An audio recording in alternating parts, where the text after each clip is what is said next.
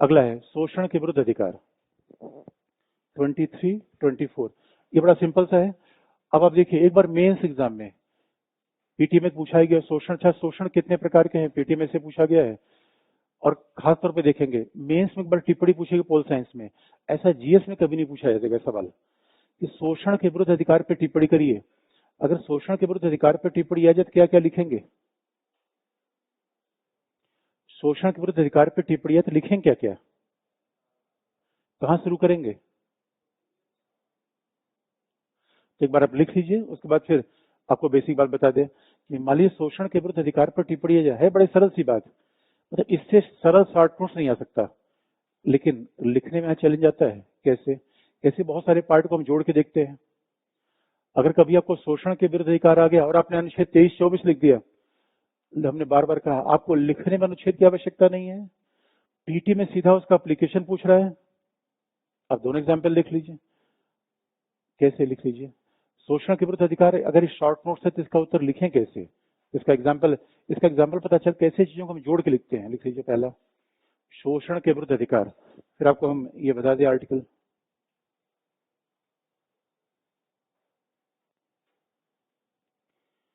शोषण के विरुद्ध अधिकार, राइट अगेंस्ट एक्सप्लॉयटेशन। शोषण के विरुद्ध अधिकार पहला पॉइंट, जीवन का अधिकार का आशय, जीवन का अधिकार का आशय गरिमा में जीवन का अधिकार है।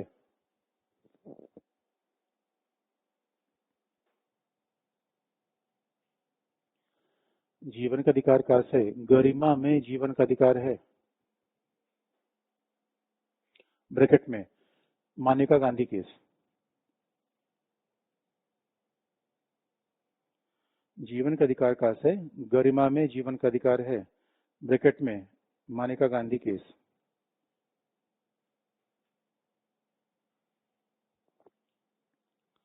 गरिमा में जीवन का अधिकार है जिसमें शोषण के लिए कोई जगह नहीं है।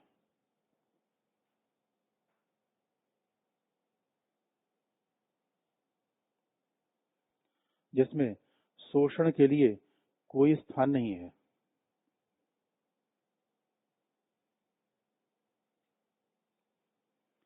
जिसमें शोषण के लिए कोई स्थान नहीं है। अगला पॉइंट, पॉइंट में लिखे पैराग्राफ में लिखे आपकी मर्जी है।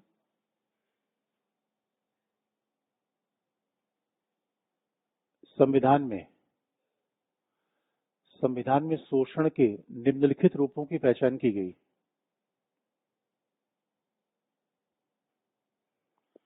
संविधान में शोषण के निम्नलिखित रूपों की पहचान की गई।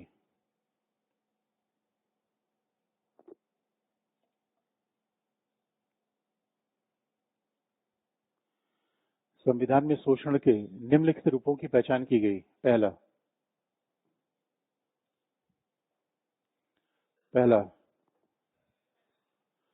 पॉइंट है मानव दुर्व्यापार, बेगार और बलात्श्रम। इसको तीनों को एक साथ लिख लीजिए।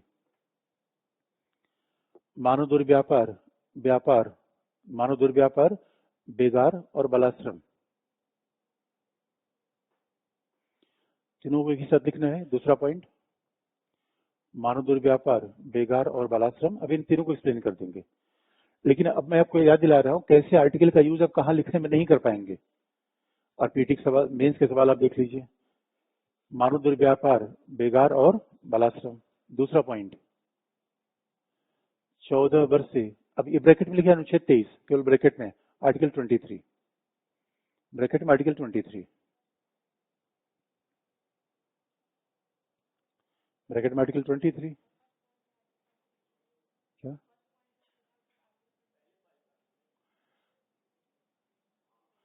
पहले पॉइंट में लिखिए? हाँ पहले पॉइंट में ये तीनों तीनों शब्द एक साथ लिखिए। तीनों शब्द मानव दुर्व्यापार, बेगार और बलात्सम, ब्रैकेट में आर्टिकल 23 आ लिखिए। दूसरा 14 वर्ष से कम उम्र,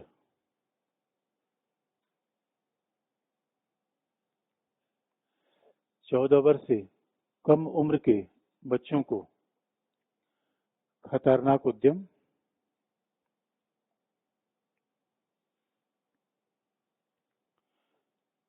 खतरनाक उद्यम, कारखाने और खानों में नियोजित करने पर प्रतिषेध।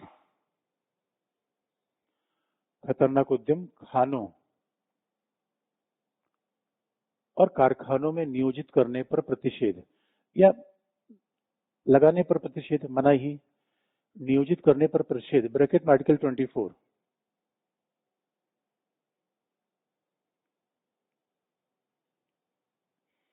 ब्रैकेट में आर्टिकल 24। अब आप देखेंगे कहा हमने शॉर्ट किया, न तो हमने बहुत ज्यादा परिभाषित करने का प्रयास किया कि दुर्व्यापार बलात् बेकार श्रम क्या है, न तो हमने ये बताने का प्रयास किया इसका एक्सेप्शन क्या है, इसका एक्सेप्शन क्या है, न तो हमने ऊपर वाली बात बताने का प्रयास किया, नीचे वाली बात बताने का, और न ही हमने 24 में बहुत ज्यादा घुसे कि इसमें क्या है, हमने उसका सारांश को लिखा। और कभी ध्यान से देखिएगा, पीटी के सवाल में आपको बता दूंगा, यही सारांश ही पीटी में ही पूछा जा रहा है। पीटीएमओ ने पूछा इस क्लॉज का उस क्लॉज के साथ, उस क्लॉज का उस, अरे भाई ये वकालत है, ये मतलब इन एग्जाम से इसका इस क्लॉज का उस क्लॉज के साथ क्या संबंध है। अच्छा, अब आप देखेंगे, अब सवाल है कि अब हम इसका विस्तार कैसे करें। शोषण का अधिकार दिया, हमने शुरू किया जीवन का अधिकार से, जो केस आपको केस जो भी याद हो और आर्टिकल याद हो सीधा ब्रैकेट में यूज करिए। और उसके लिए नहीं कि अनुच्छेद 23 के अनुसार, तो 2 लाइन अपने खराब किया, क्योंकि हमारे सारा शब्द ही लिखना है लगभग 100 शब्द में, 100 सवा 100 शब्द में पूर्वोत्तर को खत्म करना है। तो अब लिख दिया अनुच्छेद 23 के अनुसार, 24 के अनुसार, 3 शब्द तो ऐसे चले गए। अब कह मान्यका गांधी के इसमें उच्चतम न्यायालय ने कहा, तो हमने 5 एक लाइन तो ऐसे खराब कर दी, सीधा ब्रैकेट में मान्यका गांधी बात। ये आर्ट होता है, कैसे शब्द बचाना है, कैसे शब्द बचाना है, समय बचाना है, यही तो सीखना पड़ता है। अब कैसे इसका विस्तार करेंगे, अगले लिख लीजिए, अगले पॉइंट से। अब इसका विस्तार कैसे करें, आगे लिख लीजिए। अब कैसे हम कॉन्टेक्स्ट लिखेंगे, लिख लीजिए। 1980 के दशक में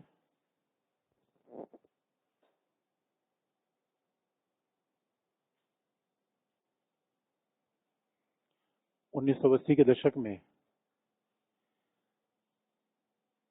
जनहित याचिकाओं के विस्तार के दौर में, अरे जनहित याचिका में आगे बतानी है, जनहित याचिका में 32 बताते हैं। 1980 के दशक में जनहित याचिकाओं के विस्तार के दौर में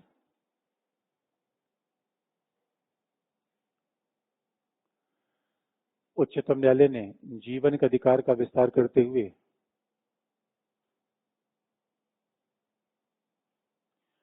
उच्चतम न्यायालय ने जीवन के अधिकार का विस्तार करते हुए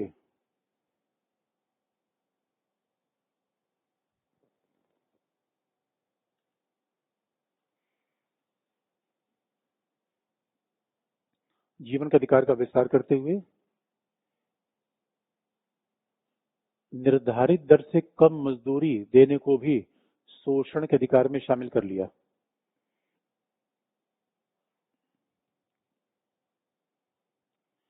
निर्धारित दर से कम मजदूरी देने को भी शोषण के अधिकार में शामिल कर लिया। ब्रैकेट में एशियाड वर्कर्स केस। केस आपको याद हो तो ठीक है, उतना बहुत जरूरी नहीं कि हर केस लिखना।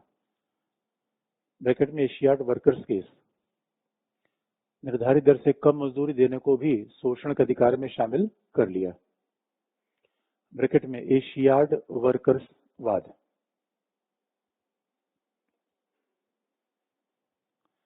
एशियाड वर्कर्स वाद।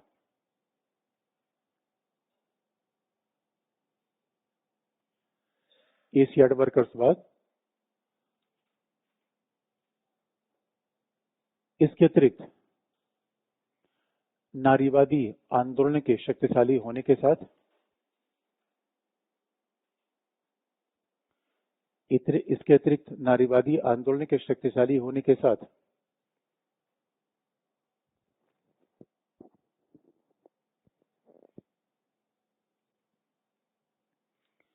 इसके अतिरिक्त नारीवादी आंदोलन के शक्तिशाली होने के साथ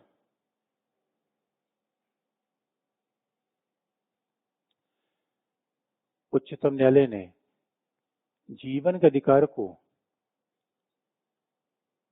उच्चतम न्यायालय ने जीवन के अधिकार को यौन शोषण के विरुद्ध जीवन के अधिकार को यौन शोषण के विरुद्ध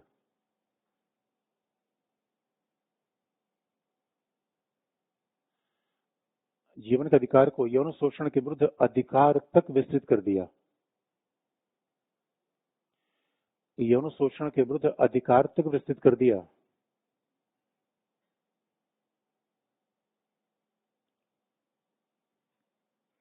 यौन शोषण के विरुद्ध अधिकार तक विस्तृत कर दिया और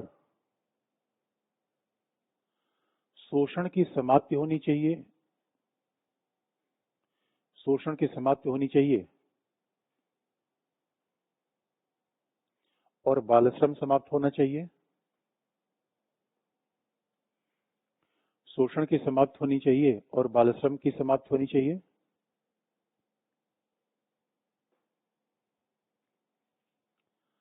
इसलिए 86वें संविधान संशोधन के द्वारा शोषण की समाप्त होनी चाहिए और बाल श्रम की समाप्त होनी चाहिए। इसलिए 86वें संविधान संशोधन के द्वारा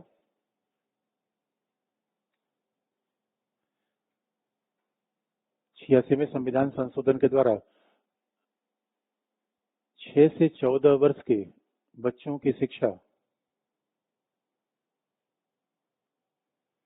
6 से 14 वर्ष के बच्चों की शिक्षा को मूल अधिकारों की श्रेणी में शामिल कर लिया गया।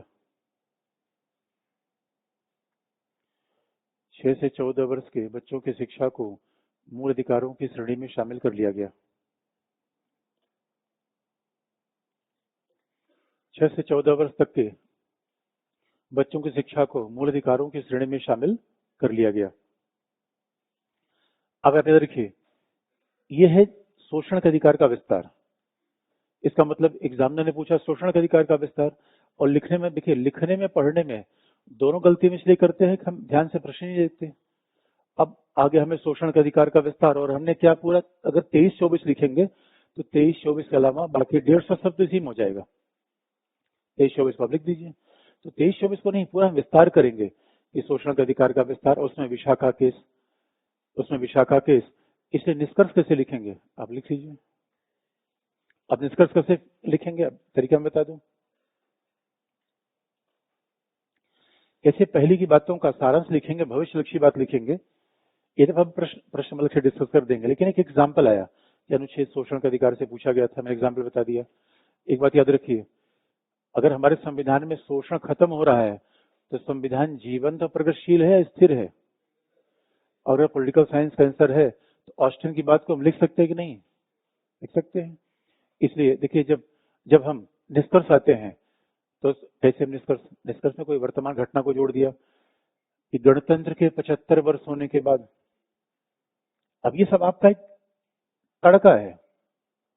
गणतंत्र के 75 वर्ष होने के बाद भारत में शोषण के अधिकार को समाप्त करने के लिए केवल न्यायालय के निर्णय ही पर्याप्त नहीं है, बल्कि निदेशक तत्वों को भी प्रभावी रूप में लागू किया गया है। क्योंकि आगे हम जैसे डीपीएसपी में आएंगे, यहाँ तक कि मामला तो प्रॉपर्टी से शुरू हो जाएगा। इसीलिए हमारे यहाँ आर्टिकल 39 BC है, जिम्मेदारी उन्मूलन किया गया, आर्थिक विषमता खत्म की जा रही है। जब तक आर्थिक विषमता नहीं खत्म होगी, शोषण का अधिकार खत्म नहीं हो जाएगा। तो संविधान निर्माताओं का बड़ा पर्पज क्या है, आर्थिक विषमता भी खत्म करना। अब इससे क्या क्लू मिला, अगर आपको हमने पहले बता दिया है, अगर आपको सवाल पूछा जाए अनुच्छेद 14 में समानता का अधिकार, तो कहां लेकर आएंगे, निदेशक तत्व तक। निदेशक तत्व लेकर आएंगे और सारे सारांश किया हमने, आर्टिकल को सारांश किया, और एक बार नहीं, 2 बार नहीं, 10 बार आप देख लीजिएगा।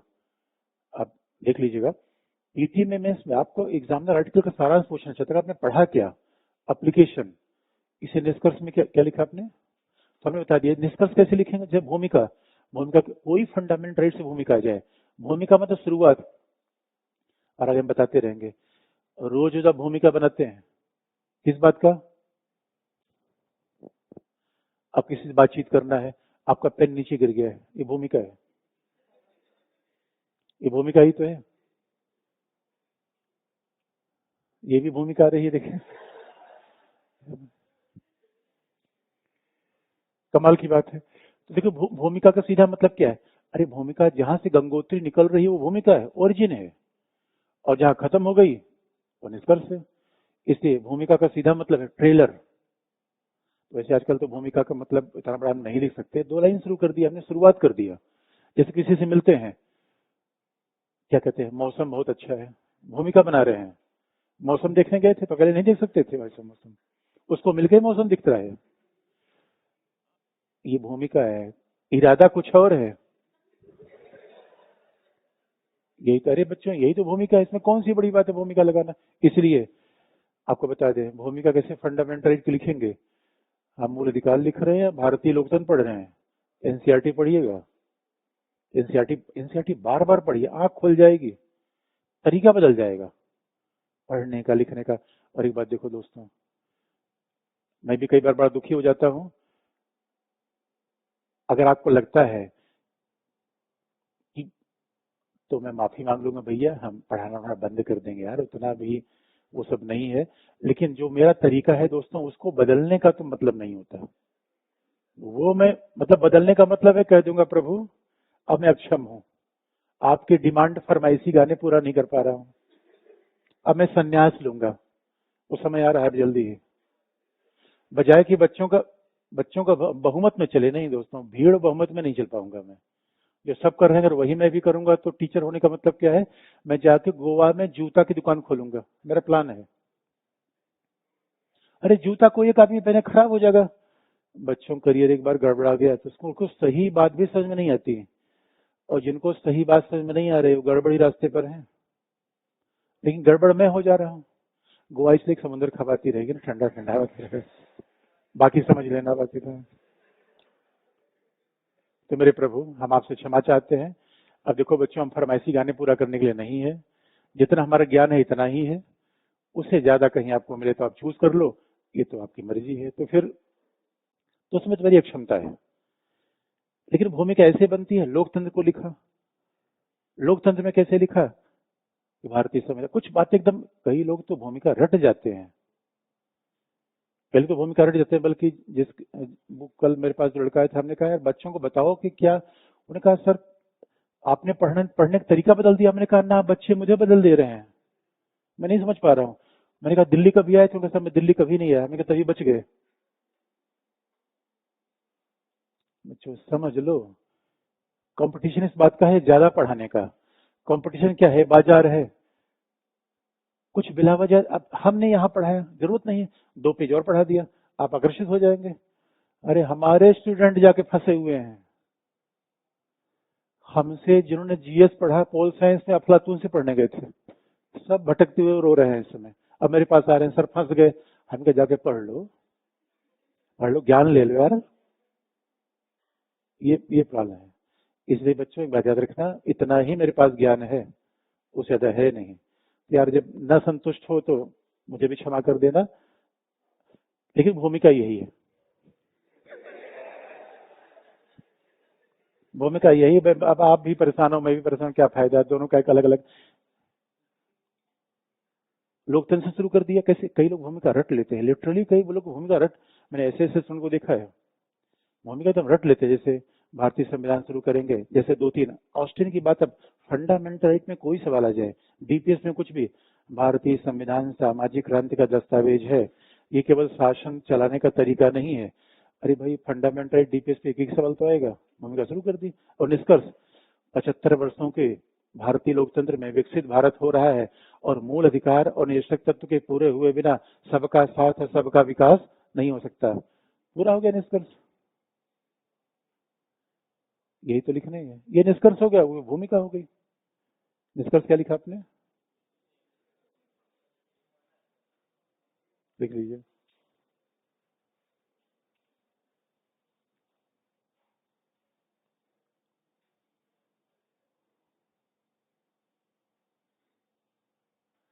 शोषण को समाप्त करने के लिए,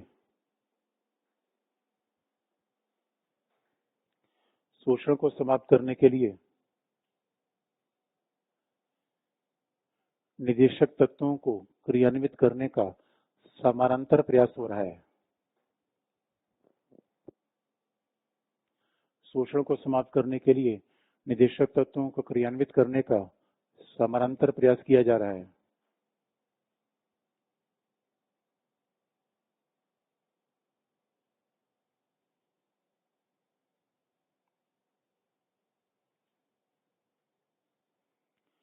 निदेशक तत्वों को क्रियान्वित करने का समानांतर प्रयास किया जा रहा है।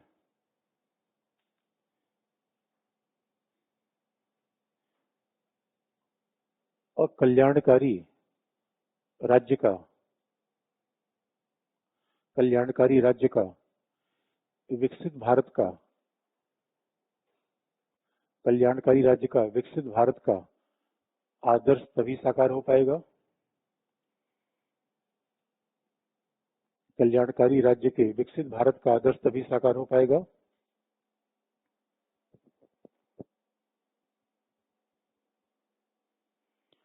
जब समाज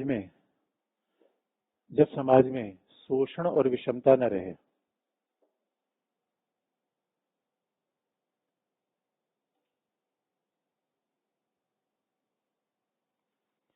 जब समाज में शोषण और विषमता न रहे, यही है आपको लिखने का तरीका। तो हमने बता दिया शोषण के विरुद्ध अधिकार है, लेकिन हमने उस बात को विस्तार कर दिया, यहां से जोड़ा वहां से जोड़ा। मेंस में यही स्किल आपको रिक्वायर्ड है, और पीटी के लिए क्या है, जो है वो है। पीटी के लिए इसकी जरूरत ही नहीं, यहां से जोड़िए। मेंस का कोई क्वेश्चन आप देखेंगे 2 टॉपिक्स नहीं बनेगा, ऐसा होगा ही नहीं। अगर मेंस में आप सोचेंगे विधायिका पढ़े, कार्यपालिका पढ़े कि न्यायपालिका पढ़े, मेंस का उत्तर देने एक भी उत्तर नहीं खिसकेगा। और एनसीईआरटी कभी बस एनसीईआरटी पढ़ना सीखिए और बच्चे का सवाल देखिए, तो अपने आप पढ़ने तरीका पता है कि एग्जामिनर क्या चाहता है, क्रिटिकल देखता है। बच्चे का सवाल एक बार पूछ लीजिए, अपने आप पता चल जाएगा। अब बेसिक बात इसमें शोषण का अधिकार की बता दें तो देखिए, शोषण का पूरा विचार मार्क्सवादी शब्द है। शोषण शब्द ही मार्क्स बाबा लाए। और चूंकि जिस सेकेंड वर्ल्ड वॉर के बाद हमारा संविधान बन रहा था, वहां मानवाधिकार की बात थी। एक तरफ 1948 में मानवाधिकारों का सार्वभौमिक घोषणा पत्र 1948 घोषित हो गया था।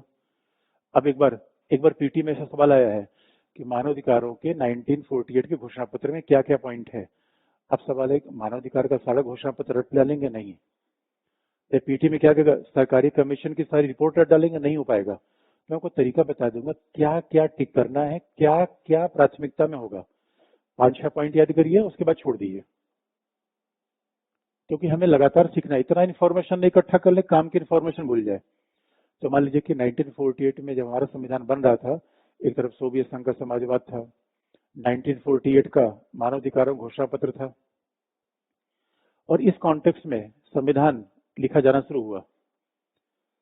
और जब इस कॉन्टेक्स्ट में संविधान लिखने की बारी आई तो स्वाभाविक तौर पर ये कहा गया शोषण। देखिए मार्क्स, क्योंकि उदारवादी चिंतन अलग है, उदारवादी शब्द में शोषण आता ही नहीं। उदारवादी क्या कहेगा, जो अमीर है प्रतिभाशाली है और जो गरीब है आलसी है, ये उदारवादी सोच है। उदारवादी सोच क्या कहेगा, अक्षय कुमार बड़ा प्रभावशाली है क्योंकि मेहनती आदमी है। तो जो भिखारी है वो क्या कहेगा, ये तो कामचोर है, इसे भिखारी है। मार्क्सवादी चिंतन को बदला। मार्क्सवाद ने कहा कि सही मायने में उत्पादन सामूहिक होता है, और जो भी व्यक्ति समाज में ज्यादा जिसके पास संपत्ति है, और पुरोधा विचारक थे, उन्होंने इतना तक कह दिया संपत्ति चोरी है।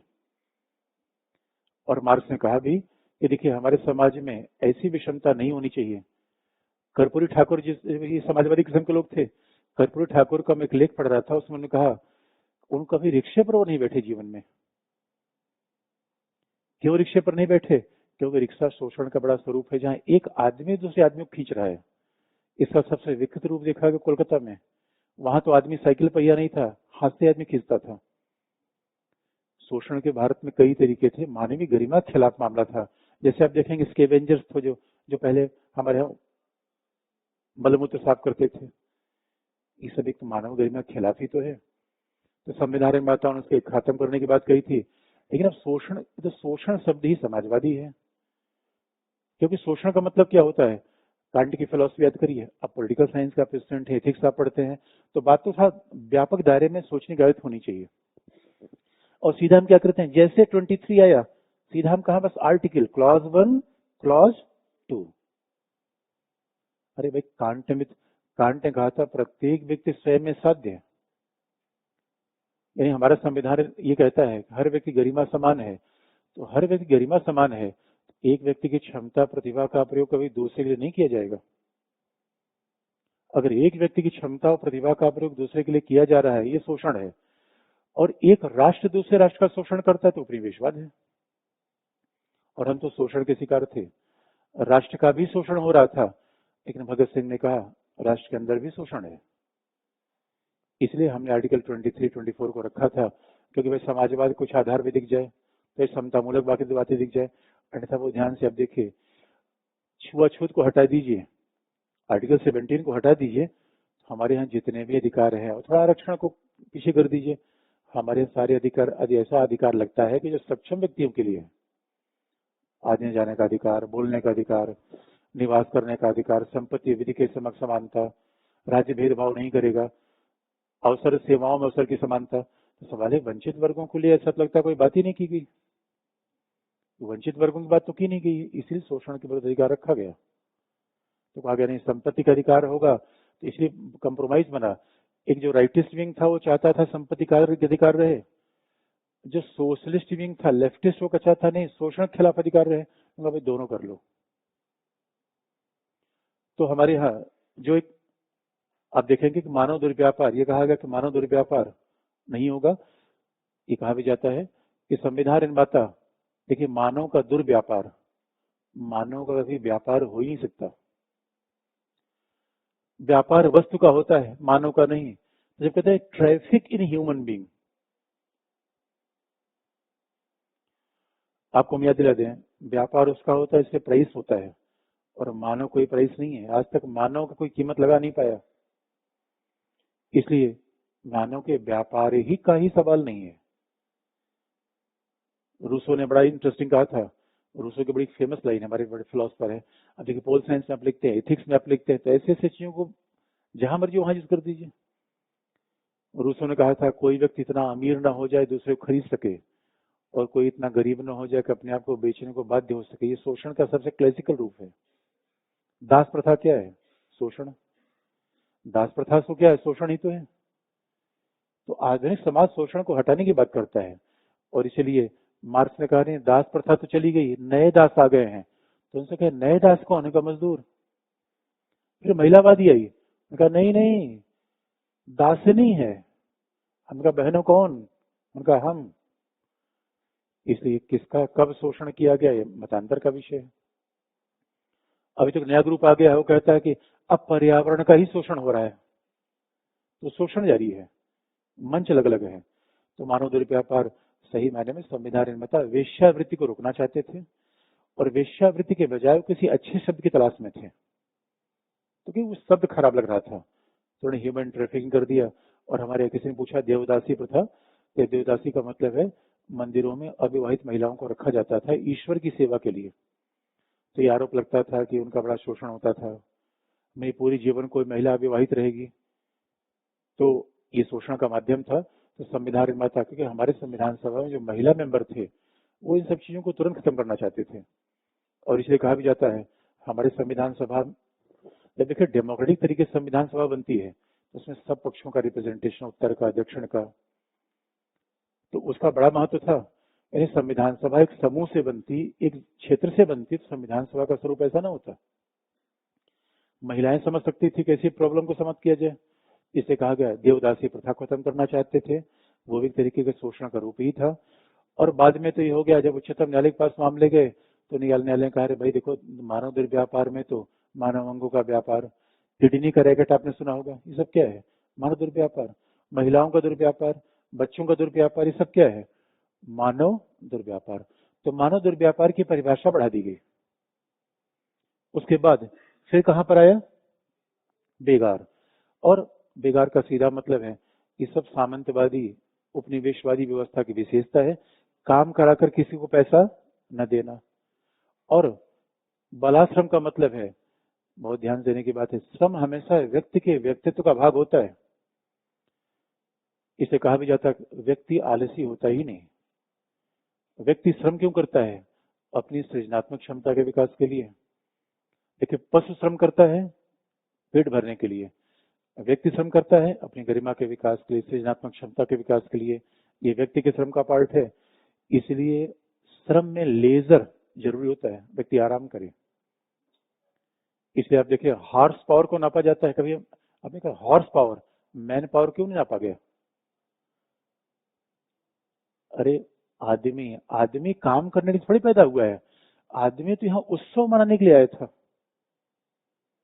हम किसके लिए थे? उत्सव मनाने के लिए।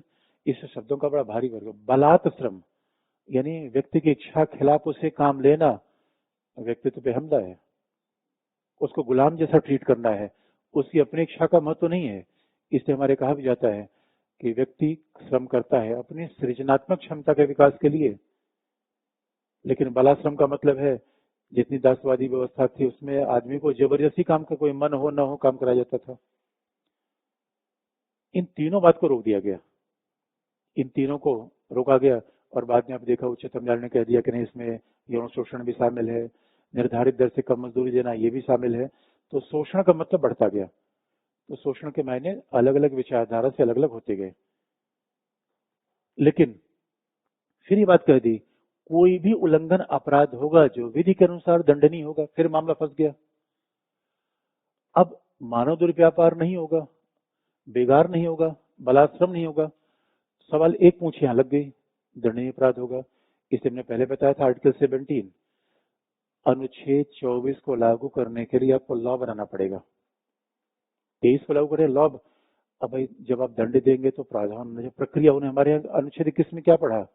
विधि द्वारा स्थापित प्रक्रिया।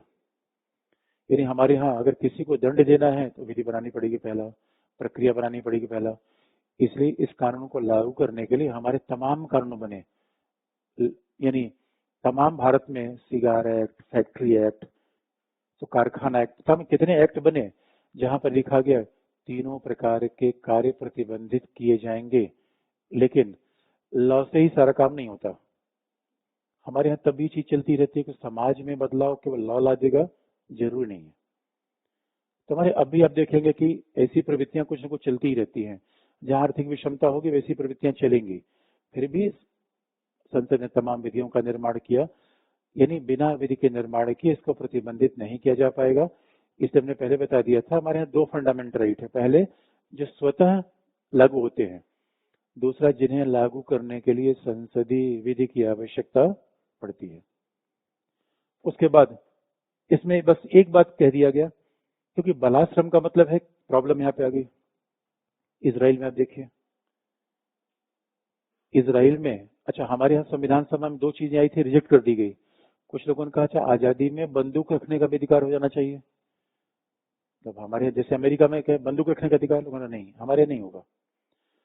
और कुछ लोगों ने दुनिया में तमाम सिद्धांत बना रखे थे सेकेंड वर्ल्ड वॉर के बाद, अगर मान लीजिए देश पर कोई हमला हुआ तो क्या हमें राज्य को यह अधिकार होगा कि अपने नागरिकों से कहे सेना में भर्ती हो जाइए। इजराइल में तो ऐसा कानून है, इजराइल में कभी भी किसी को राज्य बुला सकता है सेना भर्ती के लिए। अब राज्य ने सेना भर्ती के लिए बुलाया तो क्या कहेगा, ना भाई आप तो जबरदस्ती काम करवा रहे हो, आप जबरदस्ती काम करवा रहे हो। इसका मतलब है बलात्श्रम हमारे यहाँ क्या है, अगर बलात्सम प्रतिबंधित है तो मान लीजिए कल इंडिया चाइना के बीच वॉर हो गया और सरकार ने भारतीय सैनिकों को चीन से लड़ने के लिए यूज कर लिया, तो ये जबरदस्ती श्रम होगा नहीं होगा। इसलिए दूसरी बात लिख दी गई, इस अनुच्छेद की कोई बात, किसकी बात, पार्ट 1 की, राज्य को सार्वजनिक प्रयोजन, प्रयोजन कौन सा होना चाहिए, निजी नहीं। अब सार्वजनिक प्रयोग मतलब कोई भी बाढ़ आ जाए, तूफान आ जाए, यानी वार हो जाए, कोई भी पब्लिक पर्पस। अब ये नहीं करा किसी मंत्री की यहाँ शादी है, ये सार्वजनिक पर्पस नहीं है, निजी पर्पस है। मंत्री की यहाँ शादी है, किसी व्यक्ति की शादी है, सार्वजनिक प्रयोजन के लिए अनिवार्य सेवा अधिरोपित करने से निवारित नहीं करेगी। यानी हमारे यहाँ देखिए अनिवार्य सेवा और बाध्यता दोनों विरोधी हैं। यहाँ क्या कह रहा है, फोर्स लेबर नहीं होगा। यहाँ पे क्या लिखा गया, बेगार। यहाँ फोर्स लेबर नहीं हुआ, यहाँ क्या कह रहा है, कंपल्सरी। इसलिए आर्टिकल क्लॉज 223 का इनसे एक्सेप्शन बना दिया। इसका मतलब है कि कभी न कभी अगर हम कोई अनिवार्य सेवा लागू कर रहे हैं तो लागू किया जा सकता है। इसको आर्टिकल 23 क्लॉज 1 के आधार पर चैलेंज नहीं किया जा सकता। लेकिन जिनको अनिवार्य सेवा में रखेंगे उनके लिए शर्त क्या है, उनको लेंगे तो क्या, आपको पता है 3 शब्द हर जगह है, रिलीजन, रेस और कास्ट। यहाँ एक नया शब्द क्या है? क्लास। यहाँ नया शब्द क्या है? क्लास का मतलब अमीर और गरीब।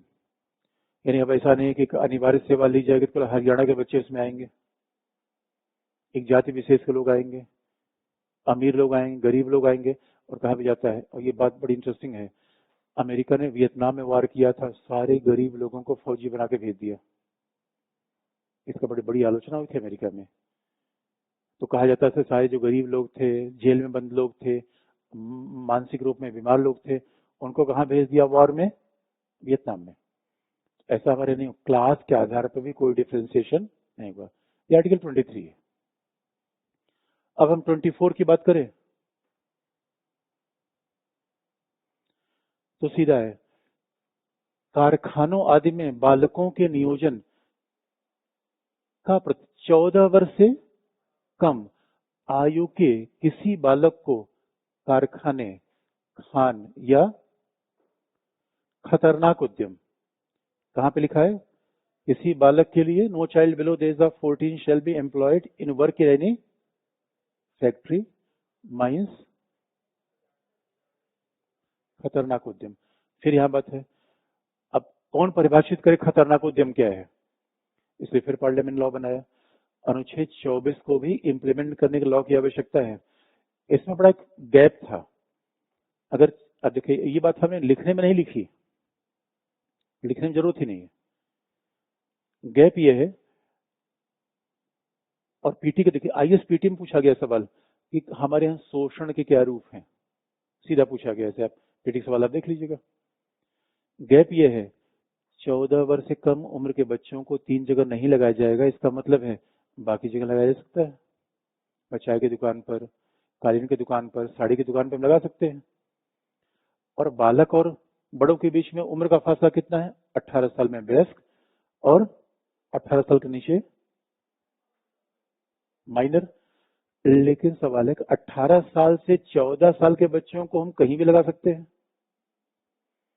और 14 साल से कम उम्र के बच्चों को, 14 वर्ष से कम उम्र के बच्चों को मैं कहाँ लगा दूंगा? चाय की दुकान पर, साड़ी की दुकान पर। क्योंकि न तो ये कारखाने हैं, और न ये खान है, और न ये, तो मैं उनको कोचिंग में लगा दूंगा। कोचिंग में तो अच्छी बात होती है, पढ़ लेते हैं। लेकिन 14 वर्ष से कम उम्र के बच्चे क्या पढ़ेंगे? हाँ, वैसी कोचिंग हो जाए तो पढ़ भी लेंगे उसमें। तो 14 वर्ष से कम उम्र के बच्चों को मैं यहाँ नहीं लगा सकता, मैं यहाँ नहीं लगा सकता तो यहाँ लगा दूंगा। इसी आर्टिकल 14 में प्रॉब्लम बनी हुई थी।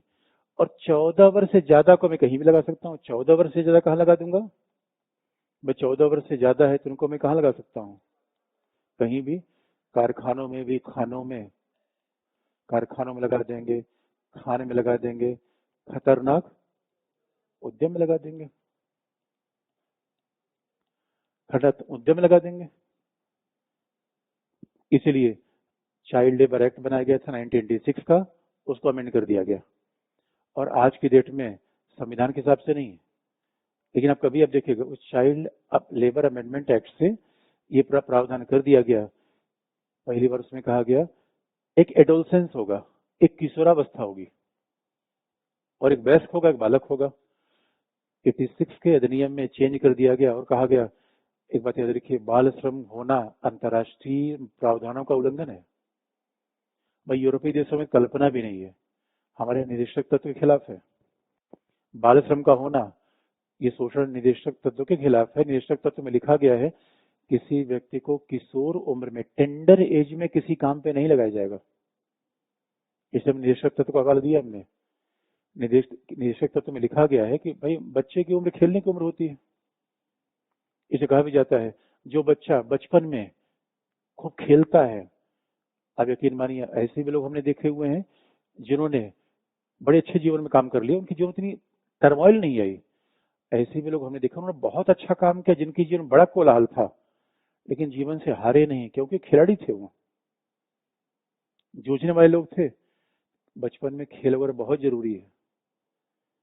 अब बचपन में जो कोई प्लेट साफ करने लगा, मजदूरी में काम करने लगा, तो उसके साथ इल ट्रीटमेंट होता है, वो भी जीवन में बड़ा प्रभाव डालता है। इसलिए इस 86 के अधिनियम में कह दिया गया 14 वर्ष के बच्चों को कहीं भी काम पर नहीं लगाया जाएगा। उच्चतम न्यायालय ने डिसीजन दिया एमसी मेहता केस में कि बाकायदा एक बाल राहत कोष बनेगा। अब तो बाल आयोग बन गया, चाइल्ड रिहेबिलिटेशन फंड बनेगा, बाल श्रम रोका जाएगा, क्योंकि बाल श्रम के आधार पे हमारे तमाम जो निर्यात हैं वो रोक दिए गए। जर्मनी वगैरह कह रहा है कि हम काली नापा नहीं लेंगे। दुर्भाग्य हुआ कि हमारे कैलाश सत्यार्थी जो बचपन बचाओ आंदोलन के बड़े अगुआ रहे हैं, उनके कारण पूरा यूपी के भदोही क्षेत्र का कालीन उद्योग चौपट हो गया। उन्होंने सारा विदेशों को जानकारी दे दी कि बाल श्रम है, बाल श्रम है। मैं देखिए भारत एक गरीब देश है, तो 86 अमेंडमेंट में ये कहा गया है, 86 अमेंडमेंट में कहा गया है एक ही ऑप्शन है, बच्चों को 14 साल की कम उम्र के बच्चे एक ही जगह काम करेंगे, वो है घर में। कोई घर में छोटा मोटा दुकान है, कोई घर के साथ काम कर लिया, वो अलाउड है, क्योंकि भारत में उसको मना करना लगभग नामुमकिन है। लेकिन 14 वर्ष के कम उम्र के बच्चे बाकी कहीं काम नहीं करेंगे, यहाँ भी नहीं, यहाँ भी नहीं। लेकिन व्यवहार में तो आप देखते हैं व्यवहारिक समस्या अलग है।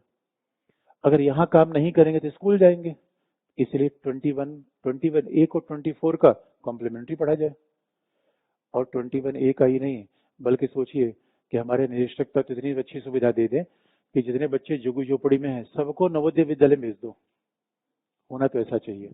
आने वाले समय ऐसा होगा कि पैसा नहीं है।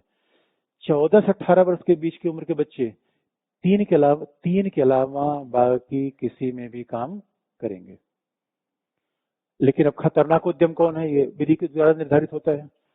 पहले एक समय था खतरनाक उद्यम की श्रेणी लगभग 15-16 थी, आज खतरनाक उद्यम में 3 ही उद्यम आते हैं। तो खतरनाक उद्यम कौन होता है, ये विधि के द्वारा राज्य ही तय करता है, ये विधि के द्वारा राज्य तय करता है।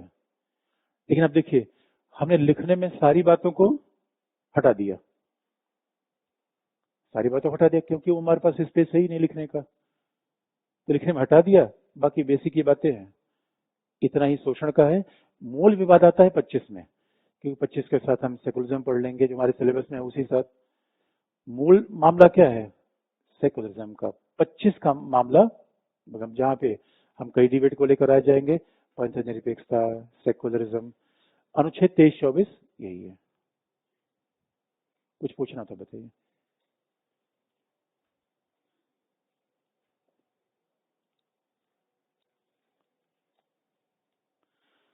हम अस्पृश्यता व शोषण के विरुद्ध अधिकारों को करने के लिए सुप्रीम कोर्ट में जा सकते हैं। अनुच्छेद 32 है, अनुच्छेद 32 में पूछने की आवश्यकता नहीं है। जो भी फंडामेंटल राइट है उसके खिलाफ एकदम आप जा सकते हैं।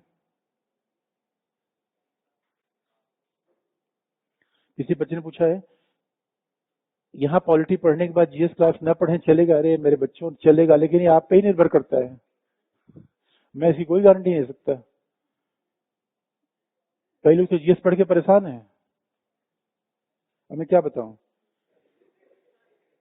इसके बाद पैरोल क्या है, जब किसी को जेल में बंद किया जाता है, तो हमने कल बताया था जेल में बंद करना पर्पज है, कभी उसको जेल से निकालेंगे। अब अच्छा मान ली कोई कैदी है, कैदी की शादी होगी, अच्छा कैदी की शादी तो नहीं होगी, ये हो भी सकती है। अच्छा कैदी के भाई की शादी होगी या नहीं होगी, उसको उस शादी में पार्टिसिपेशन का अधिकार है कि नहीं है, ये क्या है पैरोल। तो पैरोल लेगा, जिला डिस्ट्रिक्ट अधिकारी से पूछेगा, जेल अधिकारी से भाई मैं छुट्टी चाहिए, पैरोल उसको दिया जाएगा। मान ली किसी घर में कोई निधन हो गया, कोई शादी विवाह हो गई, इसीलिए पैरोल बार बार दिया जाता है। और पैरोल लेना किसी व्यक्ति का अधिकार नहीं है, लेकिन ये माना जाता है कि हर व्यक्ति को ये ऐसी आवश्यकताएं पड़ती है, इसलिए पैरोल उसको देना चाहिए, क्योंकि व्यक्ति का कहीं ना कहीं समाज से जुड़ाव होना चाहिए। पैरोल राज्य के, देखिए जेल राज्य सूची का विषय है, तो राज्य के नियम, जेल नियम के हिसाब से पैरोल दिया जाता है, राज्य के जेल नियम के हिसाब से पैरोल मिलता है।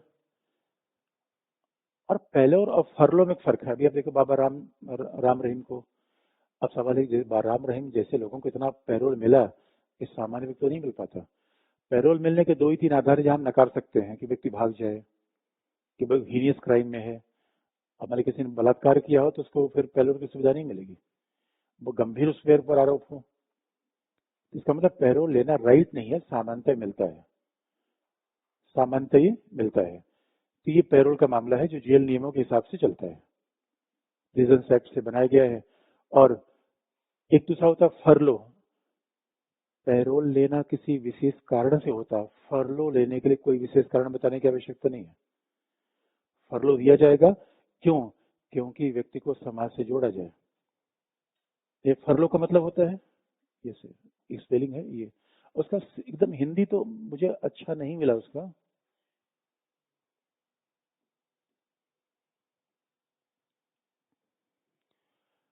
फरलो, तो फरलो के लिए कोई कारण बताने की आवश्यकता नहीं है। फरलो का मतलब है कि जिस भी व्यक्ति को दंडित किया गया है, समय समय पर उसको समाज से जोड़ा जाए, समाज में उसको शामिल होने का मौका मिला जाए। इसी को हम फरलो के रूप में जानते हैं। और कोई सवाल आपका है?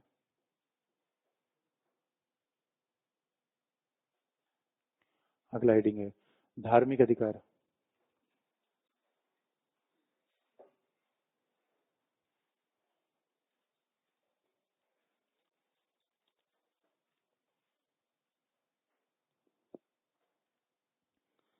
किसी ने पूछा पुलिस कस्टडी जुडिशियल कस्टडी में अंतर स्पष्ट कर दिए। देखिए भाई, पुलिस कस्टडी का मतलब है मुखर्जी नगर थाने में रखना किसी को, पुलिस कस्टडी है। जुडिशियल कस्टडी का मतलब सेंट्रल जेल भेजना। पुलिस कस्टडी का मतलब है वो इंस्पेक्टर के आदेश पे काम करेगा, वो इंस्पेक्टर के अंतर्गत है, पुलिस कस्टडी है। जुडिशियल कस्टडी का मतलब वो न्यायाधीश के अंतर्गत है। पुलिस कस्टडी में न कोई मेडिकल न कुछ कराने की आवश्यकता है। जुडिशियल कस्टडी का मतलब है कि बाकायदा समय से उसका मेडिकल होगा और उसकी जांच होगी, और अगर उसके साथ कोई दुर्व्यवहार हुआ तो सीधा पुलिस को, न्यायाधीश को जवाब देना पड़ेगा। पुलिस कस्टडी में इसकी आवश्यकता नहीं पड़ती। और पुलिस कस्टडी में कभी भी आप पूछताछ कर सकते हैं। अगर कोई व्यक्ति जुडिशियल कस्टडी में है तो पहले परमिशन लेंगे जज से कि हमें आदमी चाहिए इतने दिन के लिए। जज परमिशन देगा तो आप उसे जुडिशियल कस्टडी में रख सकते हैं। पुलिस कस्टडी 24 घंटे के लिए होती है, जुडिशियल कस्टडी 14 दिन के लिए होती है। सामान्यतः 14 दिन और बढ़ा दिया गया। पुलिस कस्टडी केवल 24 घंटे की तो होती है, 24 में देखा जाए तो पुलिस कस्टडी जुडिशियल कस्टडी में एकदम अंतर है।